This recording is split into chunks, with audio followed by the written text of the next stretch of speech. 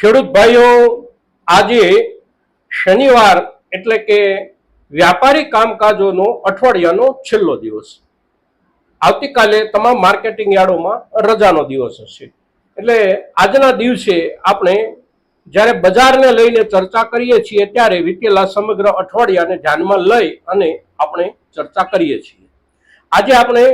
જીરાના વર્તમાન ભાવ અને ભાવોમાં સુધારા વધારાની આગામી દિવસોની શક્યતાઓ કઈ દિશામાંથી છે અને કઈ દિશા તરફથી આપણને સહયોગ મળે ખેડૂતોને, તો ખેડૂતોને વિશેષ ભાવ લાભની શક્યતાઓ છે એના પર આપણે ચર્ચા કરીએ છીએ મિત્રો. તો જીરાને લગતા ભાવ, જીરું બજાર અને જીરાના વેપારની સ્થિતિને લગતા આ વિડીયોમાં આપ સૌ મિત્રો બન્યા રહેજો.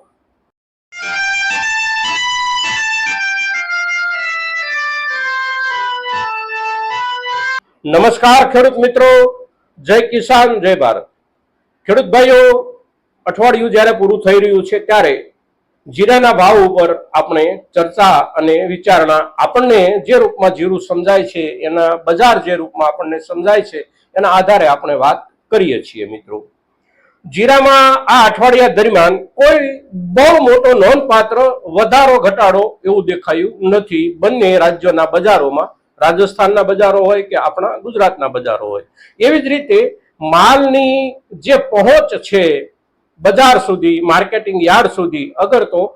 ગામડે બેઠા ખેડૂતો અને વેપારીઓ વચ્ચેના જે કોઈ વ્યાપારો થતા હોય, આ દરેક બાબતમાં જથ્થામાં પણ બહુ લાંબો ટૂંકો તફાવત અઠવાડિયા દરમિયાન નથી. જે અત્યારે જે બજાર છે આપણું, એ બજાર એકંદર એવરેજ સારા માલમાં આપણા ગુજરાત અને રાજસ્થાન બંને રાજ્યોના માર્કેટિંગ યાર્ડોમાં આપણે એને 20 કિલોના હિસાબથી જોઈએ તો 5300 થી લઈ અને 5500, 5550 સુધી સારા માલની જે હાલત, સ્થિતિ અને ભાવ છે એ આ પ્રમાણે દેખાય છે આપણને અને આ પ્રમાણે જાણવા મળે છે આપણને. હવે આ પ્રમાણેના જે ભાવ છે એ ભાવમાં વધારાની શક્યતાઓ આગળના દિવસોમાં કેટલી, નજીકના દિવસોમાં કેટલી, તો બજારના જે જાણકારો છે, બજારના જે વિશ્લેષકો છે, એમના તરફથી જે કોઈ વિશ્લેષણો આવે છે, જે કોઈ જાણકારીઓ આવે છે, માહિતીઓ આવે છે, એ એવા પ્રકારની છે કે જુલાઈ મહિનો શરૂ થયો ત્યારથી અત્યાર સુધીમાં આપણા સમગ્ર ભારતમાં, ખાસ કરીને ઉત્તર ભારતના તમામ વિસ્તારોમાં ખૂબ મોટા પાયે અતિવૃષ્ટિનો જે માહોલ બન્યો છે એના કારણે માલની હેરફેર પર પણ ખૂબ મોટી અસર પડી છે. અને એ જે માલની હેરફેર પર જે અસર પડી છે એ અસર આપણા દેશના આંતરિક બજારમાં, ઘરેલું બજારમાં માલને એક જગ્યાએથી બીજી જગ્યાએ પહોંચાડવાના મુદ્દે ખૂબ મોટી અડચણો ઊભી થતી હોવાના કારણે માલની હેરફેર, દેશાવરોની જે હેરફેર છે એક રાજ્યથી બીજા રાજ્યમાં, આ હેરફેર પર ખૂબ મોટી અસર થઈ છે. અને ખૂબ કિંમતી માલ હોવાના કારણે આવા વાતાવરણમાં એની હેરફેર કરવાનું વેપારીઓ પણ ટાળતા હોય છે અને તેથી બજાર પર એની અસર થઈ રહી છે. બીજા ક્રમે આપણે જોઈએ તો આંતરરાષ્ટ્રીય બજારની સ્થિતિની જ્યારે આપણે વાત કરતા હોઈએ ત્યારે આંતરરાષ્ટ્રીય બજારના ભાવ અને ભારતના, આપણા બજારના ભાવ, આ બંનેની વચ્ચેનો જે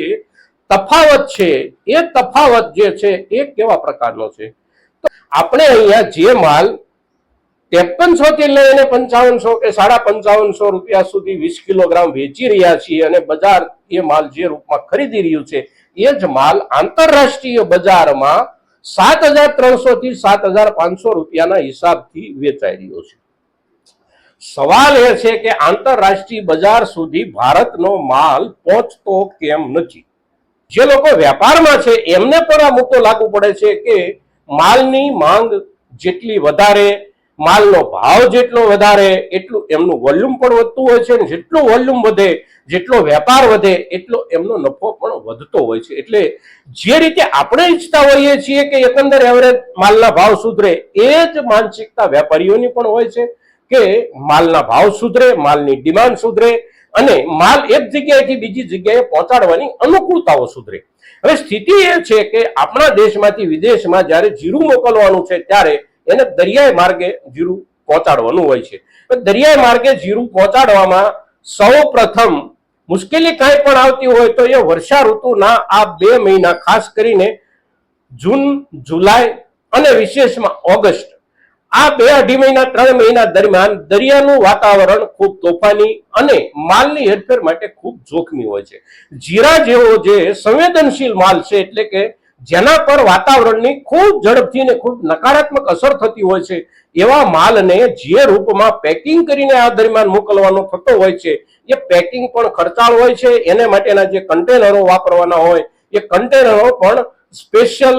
વ્યવસ્થા સાથે કરેલા જે કન્ટેનરો છે, જે એરટાઇટ કન્ટેનરો હોય, એ કન્ટેનરોનો જ આમાં અત્યારે ઉપયોગ થઈ શકે. તદ ઉપરાંત આ દિવસોમાં એક દેશમાંથી બીજા દેશમાં માલ પહોંચાડતી વખતે એના ઉપર જે વીમો લેવાનો થતો હોય છે, એ વીમાના પ્રીમિયમો પણ તાત્કાલિક ધોરણે વધી જતા હોય છે. તદ ઉપરાંત બંદર પર જે માલની હેરફેર થાય છે, જેમ કે આપણા બંદર પર જ્યારે માલ લોડિંગ થાય અને જ્યાં માલ પહોંચાડવાનો છે એ દેશના બંદર પર જ્યારે માલ ડાઉનલોડ થાય ત્યારે એ જે પ્રક્રિયા છે એ પણ ખર્ચાળ બની જાય છે. વરસાદના ભયના કારણે, વરસાદના માહોલના કારણે, વાવાઝોડાઓની અસરના કારણે ઘણી વખત માલનું જે શિપમેન્ટ છે એને પહોંચવામાં પણ વધારે સમય લાગતો હોય છે. કોઈ જગ્યાએ કોઈ બંદર પર રોકી રાખવું પડે, અઠવાડિયું, 10 દિવસ કે 15 દિવસ. તો એ જે સમયગાળાઓ છે, સમયગાળાઓ દરમિયાન એના પરનો જે ખર્ચ છે એ ખર્ચમાં ખૂબ મોટો વધારો થતો હોય છે. અને આ જે વધારો છે ખર્ચમાં, એ વધારાના કારણે બજારની અંદર, વિદેશોના બજારની અંદર જે ભાવથી માલો વેચાઈ રહ્યા છે એ ભાવનો ઓછો લાભ આપણા દેશના જીરાને મળી રહ્યો છે. હવે આ જે પરિસ્થિતિ છે એ પરિસ્થિતિમાં સુધારો લાવવા માટે ખેડૂતો પણ ખાસ કશું ન કરી શકે, વેપારીઓ પણ ખાસ કશું ન કરી શકે. આ સ્થિતિમાં સુધારો લાવવા માટે સરકારે પોતે કોઈને કોઈ એવો સહયોગ આપણા દેશના વેપારીઓને આપ્યા વિના આ પરિસ્થિતિમાં સુધારો ન થાય. સરકાર જે રીતે અત્યારે આપણા જીરા તરફ બિલકુલ આંખો મીચીને બેસી ગઈ છે, એની જગ્યાએ એકાદ વખત કેન્દ્ર સરકાર આંખો ખોલી અને જીરાના વેપારની સ્થિતિ અને ખેડૂતો અને આપણા સ્થાનિક વેપારીઓની મૂંઝવણ, આના તરફ જો એક વખત દ્રષ્ટિ કરે તો સરકાર તરફથી કોઈ સહયોગની યોજના, હવે સરકાર તરફથી વેપારીઓને વિદેશ સુધી માલ પહોંચાડવાના કામમાં જે ખર્ચ થાય છે એમાં કોઈ લાભ આપવાનું વિચારવામાં આવે. અગર તો સરકાર તરફથી કોઈ ખાસ એવી વિશેષ સુવિધા કોઈ 2 કે 3 બંદરો પરથી વેપારીઓને માલ ચડાવવાની વ્યવસ્થામાં મદદરૂપ થાય એવી કોઈ નવી સુવિધા ઉપલબ્ધ કરવામાં આવે તો આપણા જીરાને આંતરરાષ્ટ્રીય બજાર સુધી વ્યાજબી ભાવથી પહોંચાડી અને જે બજારનો લાભ છે એ બજારનો લાભ ખેડૂતો અને વેપારીઓને મળી શકે. મિત્રો, તો આજના દિવસોમાં, અત્યારના સમયમાં જે પ્રમાણે આપણે જીરું વેચી રહ્યા છીએ એમાં હાલના નજીકના દિવસોમાં કોઈ વિશેષ વધારો થવાની શક્યતા ન હોવા છતાં પણ આપણા દેશના વેપાર નિષ્ણાંતો એવું કહી રહ્યા છે, મોટાભાગના વેપાર નિષ્ણાંતો, કે વર્ષા ઋતુ જે રીતે અત્યારે પોતાના એક ઉફાનના પીરિયડ પર છે એમાંથી ધીમે ધીમે જ્યારે એ સરળ સ્થિતિમાં આવે, એટલે કે ઓક્ટોબર મહિના આસપાસ માલની હેરફેર દેશના જુદા જુદા ભાગોમાં પણ સારી રીતે થઈ શકશે. અને એ સારી રીતે થઈ શકવાની હેરફેરના કારણે ઓક્ટોબર મહિનામાં ભાવોમાં સુધારાની ખૂબ બધી શક્યતાઓ નિષ્ણાંતો દ્વારા બતાવાઈ રહી છે. અને આ વાત સ્વાભાવિક રીતે આપણે ખેડૂતો પણ સમજી શકીએ છીએ અને વેપારીઓ પણ સમજી શકે છે. અત્યારના દિવસોમાં જે જગ્યાએ બજાર છે એ જગ્યાએ બજારનો જે કોઈ લાભ આપણને મળતો હોય એ લાભની સ્થિતિમાં આપણે નથી, પણ ખેડૂત તરીકે આપણે પણ માલ કાપ્યા વિના છૂટક્યો નથી હોતો અને તેથી આપણી જરૂરિયાત પ્રમાણેનો માલ આપણે કાપતા રહીએ અને આગામી દિવસોમાં બજારમાં કોઈ વિશેષ સુધારો થાય તો સુધારાનો લાભ આપણને થોડો ઘણો પણ મળી શકે એ પ્રમાણે આપણે માલનો સંગ્રહ કરતા રહીએ એવી ખેડૂત મિત્રો સાથે આપણે જ્યારે આ ચર્ચા કરીએ છીએ ત્યારે આપણો આ વિડીયો મહત્તમ ખેડૂતો સુધી પહોંચે એવા પ્રયાસો આપ સૌ ખેડૂત મિત્રો તરફથી થાય એવી આપની પાસેથી અપેક્ષા સાથે જય કિસાન, જય ભારત.